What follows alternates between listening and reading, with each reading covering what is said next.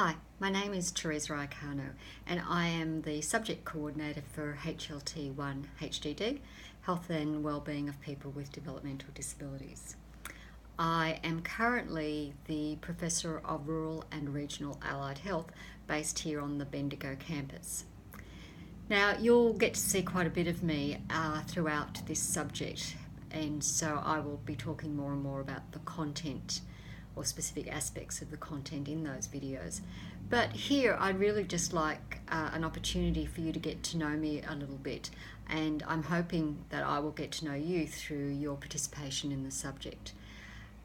Now, as I mentioned, I'm the coordinator of the subject, and I developed it with the assistance of colleagues who also work in disability. So I just wanted to talk a little bit about how I developed an interest in this field, and it largely came about through my early work as a speech pathologist, working in the western suburbs of Sydney as a new clinician. And I found myself drawn to working more and more with children who had various types of disabilities, in particular those with intellectual disability and autism or cerebral palsy. I did a lot of work in schools, and I became interested in those children in particular who pretty well weren't using speech to communicate.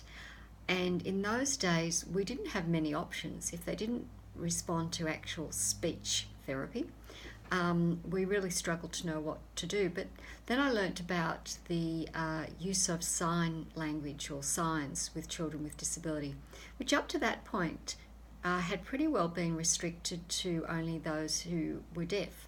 So using signs with people with disability, intellectual disability, was pretty new and sort of a very exciting area to get into. And so I started using signs with these young children and got some fabulous results. Like, they really enjoyed signing. They were better able to communicate. Some of the children went on to develop some speech, and so it really just triggered this growth that I hadn't seen prior to that. And so from that early work, I became more and more involved in working in the fields of disability, intellectual disability in particular, around complex communication needs, so still with that focus on people who are not using speech, and in order to support them to explore various forms of augmentative and alternative communication, which sign is one example of, but there are other types which you may know of or will come to know of through this subject.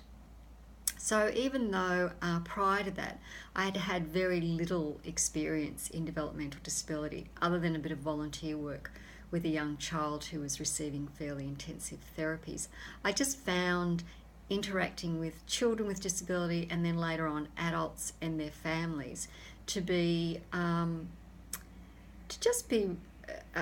really valuable thing to do, and it has been a real privilege to get to know people who have some differences that I haven't experienced personally.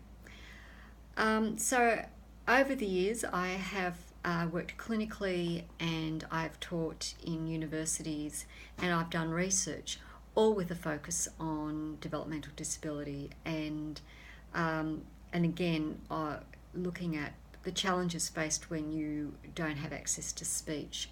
And my current or more recent research has been addressing how we can strengthen hospital systems and also schools to be more inclusive so that they can meet the needs of people with various types of disabilities.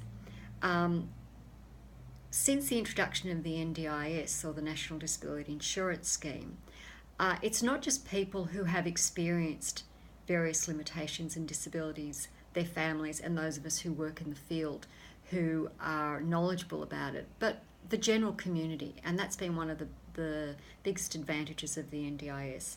And I think the role of this subject is to help you to develop improve your awareness and your understanding. And you'll all be coming from quite different starting points. Some of you may have quite intimate understanding of disability through family members or current or previous work experiences. Others may know very little. It doesn't really matter.